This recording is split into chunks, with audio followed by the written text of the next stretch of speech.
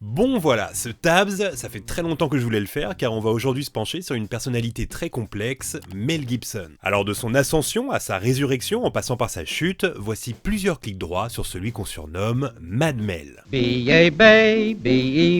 Mel Columcille Gerard Gibson naît le 3 janvier 1956 à Peekskill dans l'état de New York. Il est le sixième de 11 enfants issus d'une mère au foyer irlandaise et d'un père américain travaillant dans les chemins de fer. Le grand-père, quant à lui, John Gibson, est un millionnaire ayant fait fortune dans le tabac, millionnaire qui pourtant n'aidera jamais son fils et ses petits-enfants financièrement. Et il y en aurait eu besoin car Mel Gibson grandit avec une maladie assez rare au rein, maladie qui va l'handicaper une bonne partie de sa vie. Le petit Mel est un enfant timide qui, dans son coin, développe une fascination pour les Three Stooges, comiques américains qui ont cartonné au cinéma dans les années 60. Et cette fascination est telle que plus tard, il produira en 2008 un docu sur leur vie pour PBS, en plus d'avoir insisté pour les faire apparaître dans L'Arme Fatale 3. On peut voir sur l'ordi de Martin Riggs un jeu PC Three Stooges. Bref, j'y reviendrai plus tard. En attendant, nous sommes en plein dans les années 60 aux États-Unis, des changements s'opèrent et la vie du petit Mel Gibson va s'en retrouver complètement chamboulée.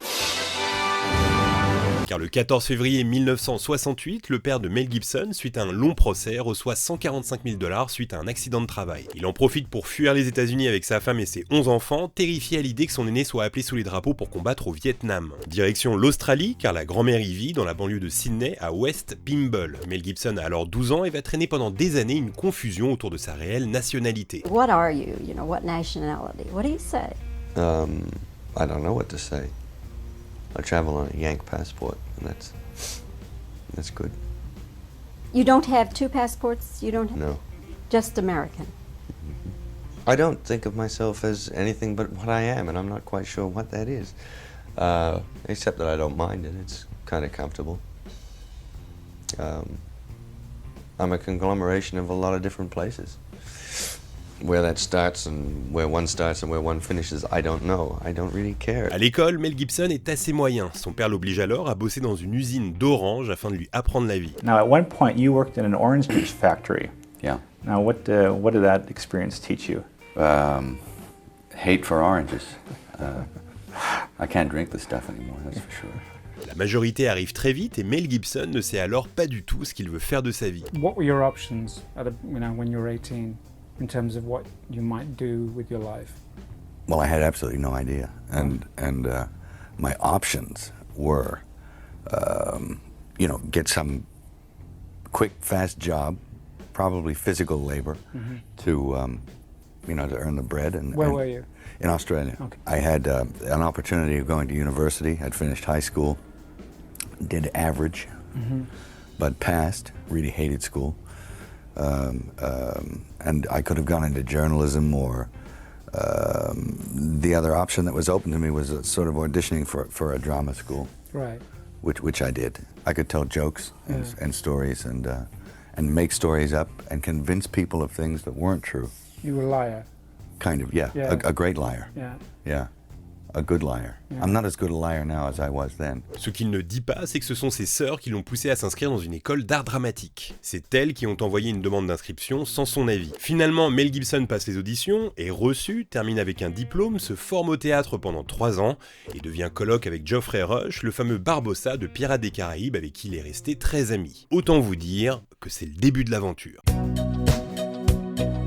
Après plusieurs années au théâtre, Mel Gibson décroche son premier rôle au cinéma dans un film australien nommé Summer City. Il est payé seulement 400 $ et au final n'assume pas vraiment ce film. Tell me about a movie called Summer City. Oh, yeah. We know about this movie. Yeah. We have a copy of this movie. Oh, no, you're not going to If you show don't the behave, crying scene. We will show this movie. Yeah, okay, it's embarrassing, all right? I'm embarrassed. Am I turning green?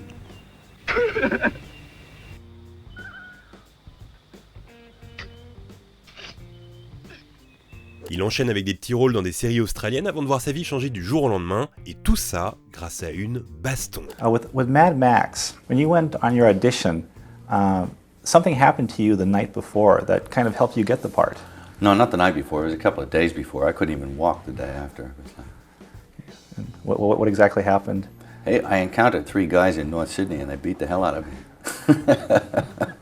What was I doing there? May be your next question. Well, it was all pretty unsavory. Pour être plus précis, Mel Gibson accompagne un pote pour l'audition de Mad Max, sauf que le directeur de casting, en voyant sa gueule ravagée et remplie de cocards, a un flash et se dit « c'est lui qu'il nous faut ». C'est donc comme ça que la carrière de Mel Gibson a vraiment démarré, grâce à un cassage de gueule. Nous sommes alors en 1979, Mad Max sort et devient en quelques semaines le film australien le plus rentable de tous les temps. Il connaît également une seconde vie à l'international et permet à Mel Gibson de devenir un visage reconnaissable. Dans le même temps, il s'inscrit dans une agence de rencontres, rappelez-vous, il était au départ très timide et se marie avec une assistante dentaire, Robin Moore, avec qui il aura 9 enfants. Après Mad Max, il enchaîne avec 2 films, Tim et Gallipoli, qui lui permettent de remporter 2 AFI Awards en tant que meilleur acteur, l'équivalent des Césars en Australie. Tout va très vite. S'ensuivent Mad Max 2, qui est l'une des rares suites à être considérée comme meilleure que l'original, le très bon L'année de tous les dangers, dans lequel il retrouve Peter Weir et partage la vedette avec Sigourney Weaver, puis un film sur le Bounty, The River ensuite, qui est son premier film totalement américain, et enfin Mad Max 3, qui achève de le faire connaître du grand public. Nous sommes en 1986, Mel Gibson vient de jouer dans 12 films en 6 ans et ressent le besoin de faire un break. And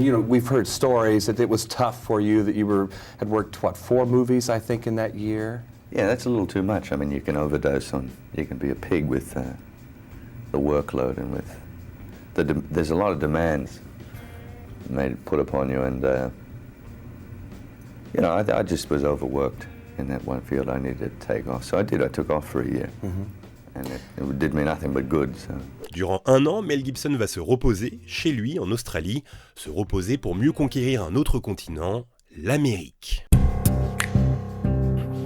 Et ce continent, il se le met direct dans sa poche en 1987 avec ce qui est peut-être le plus grand buddy movie de l'histoire, L'Arme Fatale. Il y joue le personnage de Martin Riggs, un flic sur la corde raide qui n'a plus rien à perdre, et livre une prestation vraiment profonde à l'intérieur même d'un film d'action.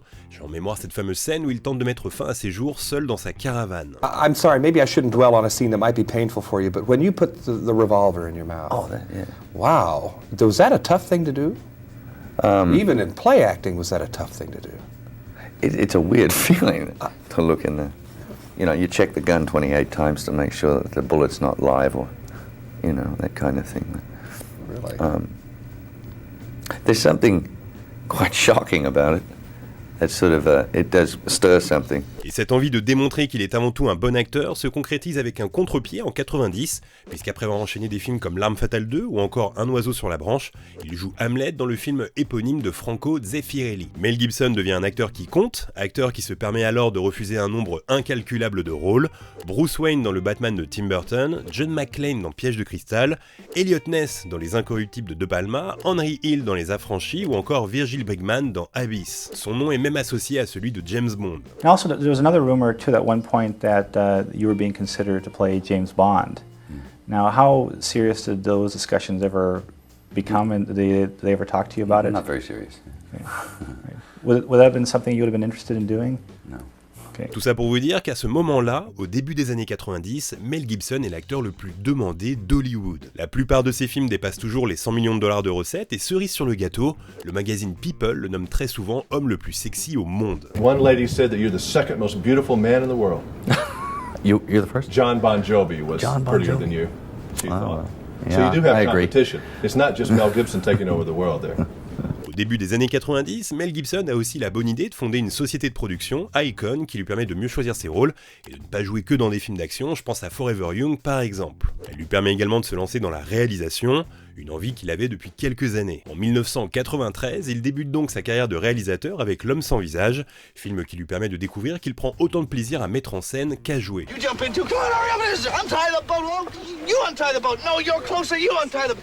Mass confusion, okay? Okay. Et la consécration va arriver très vite, puisque seulement 2 ans plus tard, il réalise et joue dans Braveheart, qui fait un immense carton, 210 millions de dollars au box-office, et surtout, l'Oscar du meilleur film et du meilleur réalisateur pour Mel Gibson. Nous sommes en 1995, et il est sur le toit du monde. En plus de ça, il a eu la bonne idée de coproduire Braveheart avec sa société de production, ce qui fait de lui l'un des acteurs les plus riches de la planète. Il s'achète une île privée aux Fidji, des ranchs en Australie et au Costa Rica, et un immense manoir médiéval à Malibu, imprégné par l'ambiance de Braveheart. This 76-acre estate was once the home of actor Mel Gibson.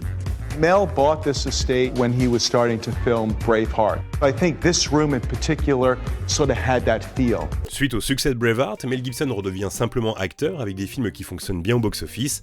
La Rançon, Complot, L'Arme Fatale 4, Payback, The Patriot, Nous étions soldats, Signs et même Ce que veulent les femmes, film dans lequel il s'essaye à la comédie avec réussite. Mais là où les gens l'attendent désormais, c'est à la réalisation. Le public et les critiques sont curieux de savoir quel sera son prochain projet après Braveheart. I got a question about directing. Robert Redford, when after Ordinary People, he said he agonized for years after winning the Oscar about what to do next. Is that something you can identify with about picking your next project? No. I mean, one wants to, choose judiciously what, to embark on, and I've done that because I've got something that I'm going to do. But it's not an agonizing situation. It's kind of like, go get it, Et ce projet qu'il met du temps à mettre en place, c'est La Passion du Christ. Ce film, qu'il a produit lui seul sur ses fonds personnels pour 30 millions de dollars, est encore un carton rapportant dans le monde 611 millions de dollars, c'est énorme. Et même si le film divise, il lui permet d'enchaîner avec une autre réalisation, Apocalypto, qui là encore est un succès. Nous sommes en 2006, Mel Gibson a une fortune personnelle estimée à 850 millions de dollars, pratiquement milliardaire, vient d'être élu par Forbes la personnalité américaine la plus importante au monde, tout semble lui sourire et pourtant, tout va basculer à jamais en une soirée. Do you believe that God intervenes in the affairs of ordinary people on a daily basis? Oh yeah, absolutely. In your life? Yeah, oh, certainly. God want you to be an actor? You're doing this for a Well, divine I guess reason? so. Maybe he's punishing me. Yeah, I don't know. You know? Et la punition va être corsée. Ever in trouble with the law? That kind of... No. No. Never. No, I was quite law-abiding, quiet. Ça, c'était en 1988, une autre époque. Car le 28 juillet 2006, Mel Gibson est arrêté par une patrouille de police en état d'ivresse. S'il n'y avait eu que ça. Le problème, c'est qu'ils se mettent à débiter des insultes à l'un des deux officiers qui se trouve être juif. Complètement alcoolisé, Mel Gibson balance tout un tas d'horreurs sur cette communauté. Les infos fuitent et viennent sérieusement écorner cette image de lui presque parfaite qu'il avait construite depuis son arrivée aux États-Unis. Quelques jours plus tard, il présente ses excuses et annonce entrer en cure de désintoxication. Mais revenons un peu en arrière, puisque Mel Gibson et l'alcool, ça a toujours été un problème. One last question, quick answer. Will there be Lethal Weapon 3? No. No, period? Yeah. No, ever? Who knows? Probably never. Cette archive date de 1990 et si Mel Gibson annonce qu'il n'y aura peut-être jamais de suite à L'Arme Fatale, c'est parce qu'il compte se sevrer de l'alcool. Mais ça, à ce moment-là, évidemment, il ne le dit pas. Car ce que j'ai sciemment omis de dire plus tôt, c'est qu'après Hamlet, Mel Gibson s'est retiré pendant 2 ans dans son ranch en Australie afin d'en finir avec l'alcool. Pas de film, une carrière en pause et des nuits terribles à ne pas dormir, en sueur dans son lit pour ne pas replonger. 2 ans plus tard, donc, Mel Gibson fit finalement son grand retour avec L'Arme Fatale 3, pensant être débarrassé de cette addiction entamée alors qu'il n'avait que 13 ans. Mais ces vieux démons ont ressurgi après les polémiques liées à la sortie de La Passion du Christ. Et les conséquences liées à cette fameuse nuit du 28 juillet 2006 sont dévastatrices. Sa femme depuis 26 ans, Robin Gibson, demande instantanément le divorce qui au final coûte à Mel Gibson 420 millions de dollars, à cette époque le divorce le plus coûteux de l'histoire de l'humanité. Entre parenthèses, le précédent record était détenu par Michael Jordan avec 160 millions de dollars de frais, c'est vous dire le gap. Sa femme le lâche donc, la plupart de ses amis aussi, et le milieu ne veut plus entendre parler de lui. La traversée du désert va durer plusieurs années sans un seul rôle au cinéma, le téléphone ne sonne plus. Et le pire, c'est qu'une autre affaire va finir de l'achever 4 ans plus tard. Sa nouvelle femme, Oksana Grigorieva, l'accuse de violence conjugale et fournit à la police et aux médias des enregistrements audio. You are provocatively dressed all the time with your fake boobs you feel you have to show off in tight outfits and tight pants. I'm just telling you the truth. I don't like it. I don't want that woman. I don't want you. You look like a heat. You need medication. I need a woman. I don't need medication. You need a bat in the side of the head. How about that? So that's why I'm so angry. Because I don't have any friends. The career is over. Mel Gibson est donc plus que jamais au fond du trou et son procès est même filmé et diffusé en direct aux États-Unis. You must pay a $400 domestic violence fine. That's also to be paid in this court by June 9, 2011. The counseling program is to be completed by March 30, 2012. You are not to annoy, harass, or molest anyone involved in this case. You are not to threaten anyone. You're not to use force or violence against anyone. Une humiliation et une chute totale, même si les accusations de violence conjugale n'ont pas été prouvées. Son ex-femme, Robin Gibson, souhaita être témoin dans cette affaire, racontant à la cour que Mel Gibson n'eut jamais en 26 ans un seul comportement physique violent à son égard. Dans le même temps, les médecins lui diagnostiquent un trouble bipolaire qui vient asseoir son surnom de Mad Mel, acquis il y a quelques années. Mel Gibson est alors en dépression, seul chez lui et pense chaque semaine à mettre fin à ses jours. Possiblement et de mémoire, la chute hollywoodienne la plus vertigineuse.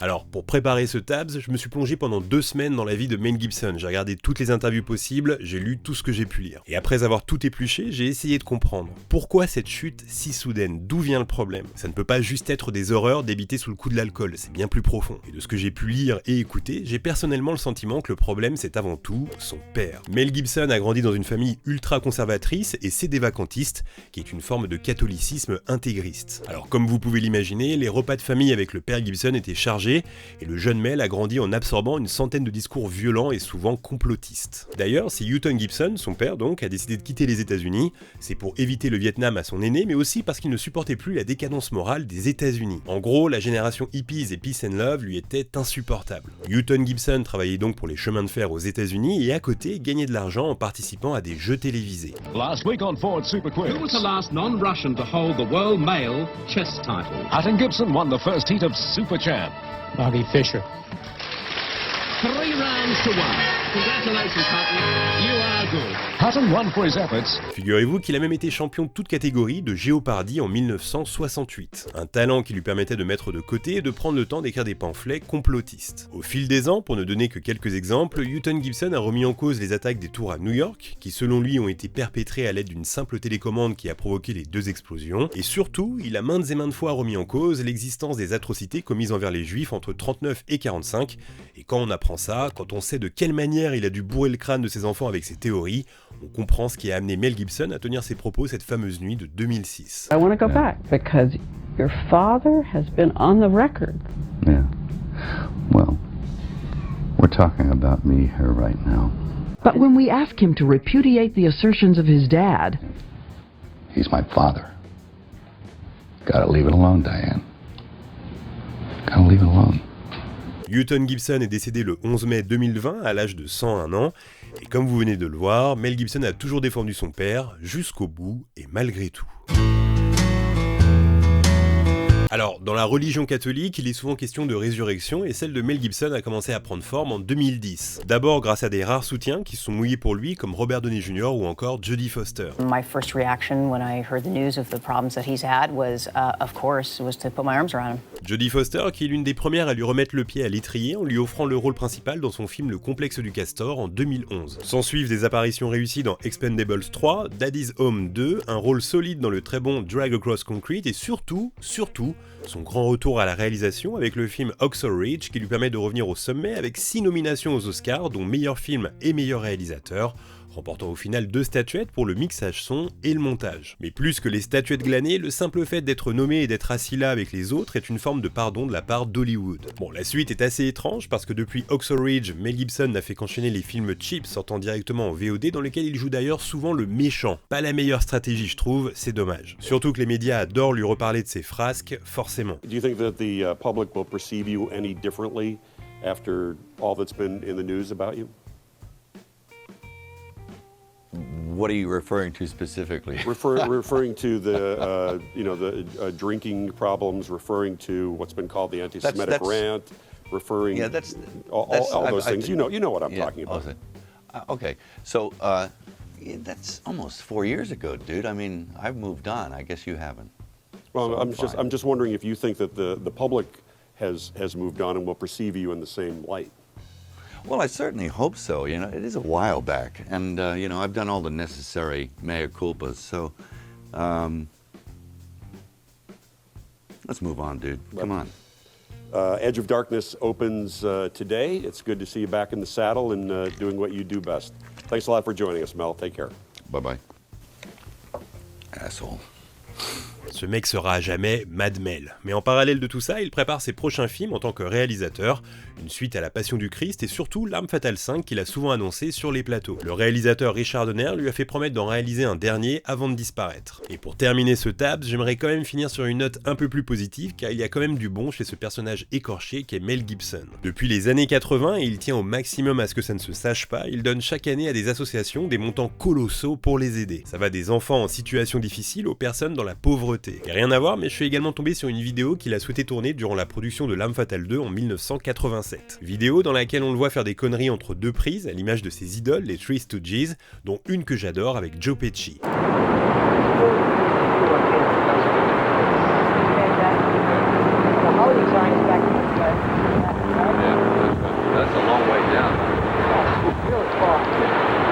Oh, hi. Hi. Come here. Come here. There's someone else I think you should meet. He's a very important cast member in this Lethal Weapon 2 project, Mr. Joey Pesci. Or what should we call you, Joseph? Oh, Joe. Joe's good. Joey Pesci. Some of you perhaps remember Joey. He was in Raging Bull. He did some great scenes, and he worked with Robert De Niro in Raging Bull. They did some great scenes. I remember that with, that one where he says, "Hippie." Come on. Oh, yeah. It's a great scene. Yeah, hippie. Come on. No, that was the movie. That's hit in the face. Right? Oh, no. Come on. That was the movie. Come on. That was the movie. That's the scene. But Robert and I worked it out. See, don't do that. Come on, hit me. No! Oh, God! Joey, I'm sorry. Can you finish, Gibson? I'll kill you! I'll hit you! God, I hope nobody saw that. Car de l'avis de tous les acteurs et actrices qu'il a côtoyés, Mel Gibson a toujours été une crème sur les plateaux, un acteur professionnel, de bonne compagnie, drôle, respectueux et à l'écoute. Tout ça pour vous dire, quel gâchis. Et c'est donc sur ces dernières images que se clôt l'épisode d'aujourd'hui. Voilà, si t'as aimé cette vidéo, je t'encourage à la liker, à la partager et à t'abonner à la chaîne si ce n'est pas encore fait. Tu peux aussi me retrouver sur Insta, Twitter et TikTok, les liens sont en description. Et en prolongement des vidéos, sache qu'il y a le podcast TFTC dans lequel j'aborde plein de choses qui ne se trouvent pas sur la chaîne. Les liens vers Spotify, Apple et Deezer sont aussi en description de cette vidéo. À côté de ça, je serais bien curieux de savoir quel est ton film préféré avec Mel Gibson. Perso, je les aime pratiquement tous, mais parmi mes favoris, je suis obligé d'opter pour les 4 Armes Fatales, peut-être ma franchise préférée, toute franchise confondue. Bon, maintenant il est temps de voter. Pour le prochain épisode, vous aurez le choix entre Cameron Diaz et Julia Roberts. Alors mentionnez votre préféré dans les coms, celle qui reviendra le plus de fois sera à l'affiche du prochain Tabs. Jusque là, portez-vous bien et je vous dis à bientôt. Bye.